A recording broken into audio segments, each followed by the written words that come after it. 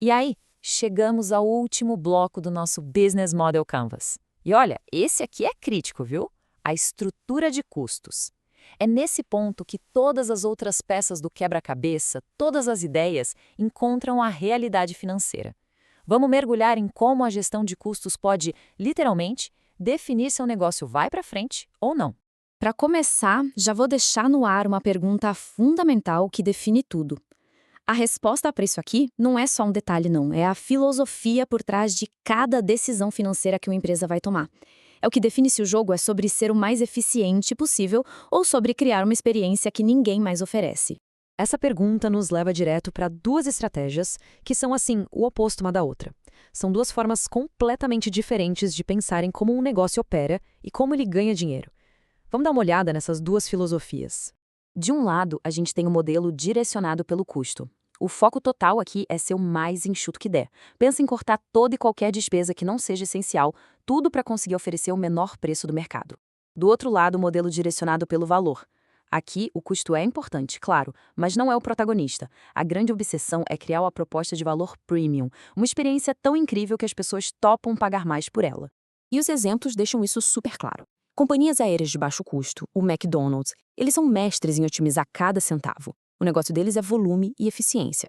Agora olha para o outro lado. Louis Vuitton, Rolex, Tesla. Eles não estão vendendo só um produto, né? Eles vendem status, inovação, um sentimento. E o preço?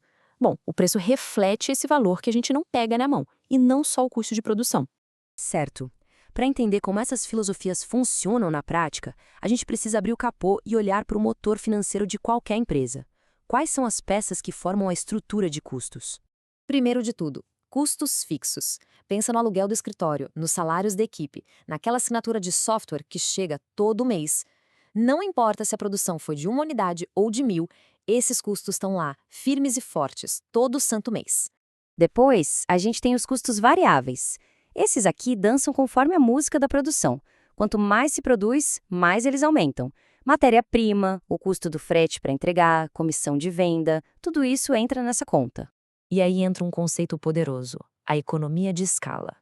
É quase uma mágica. A ideia é simples. Quanto mais se produz, mais barato fica produzir cada item. Sabe quando se compra matéria-prima em grande quantidade e o fornecedor dá um desconto? É exatamente isso. O custo por unidade cai. E aqui está o pulo do gato. Um modelo focado em custo é simplesmente obcecado por essas duas últimas ideias. A estratégia é espremer os custos variáveis até não poder mais e levar a economia de escala ao limite. Tudo isso para quê? Para ter o preço mais baixo e mais competitivo do mercado. Beleza, agora vamos virar a chave. Se o primeiro modelo era sobre eficiência, este aqui é sobre percepção. É aqui que a coisa fica interessante, principalmente para quem trabalha com criatividade, como estúdios de design, onde a grande oportunidade muitas vezes está escondida. Essa frase é perfeita, resume tudo. A pergunta-chave muda. Em vez de ser quanto me custou para fazer isso, a pergunta passa a ser qual o tamanho do problema que eu resolvo para o meu cliente e quanto ele estaria disposto a pagar para essa solução. Isso é uma virada de chave mental gigantesca. Ao invés de calcular os custos e colocar uma margem em cima, a empresa primeiro investiga o valor que o cliente enxerga e usa isso como a base para o preço.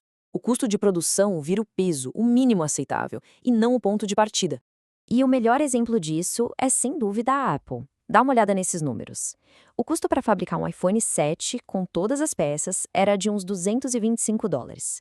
Mas o preço na loja? $649. Essa diferença toda não vem dos componentes, de jeito nenhum. Vem do valor percebido. Quase 190% de margem. Esse número não é um acidente, gente. É o resultado de uma estratégia de valor pensada nos mínimos detalhes e executada com perfeição por décadas. Mas como eles conseguem justificar isso? Simples, não é só um celular.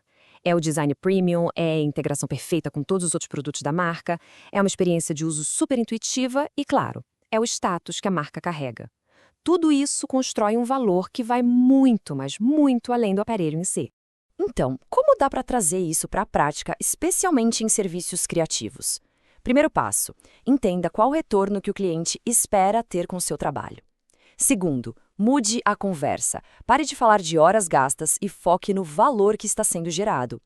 Terceiro, tenha um valor mínimo, sua taxa para garantir que o negócio seja lucrativo. E por último, o mais importante, comunique com segurança como a sua solução entrega o resultado que justifica aquele preço. E agora chegamos no momento da verdade.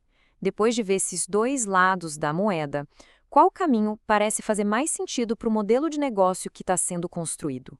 Aqui está o resumo da ópera. Focar no custo significa brigar por eficiência, por volume e por preço baixo. Já focar no valor significa buscar ser diferente, ter uma qualidade superior para poder ter margens de lucro bem maiores. Nenhum dos dois é certo ou errado, mas são caminhos completamente diferentes.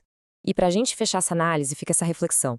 O jeito que se define um preço não é só uma decisão financeira, é uma mensagem. Ela comunica para o mundo inteiro o que a sua empresa vende de verdade.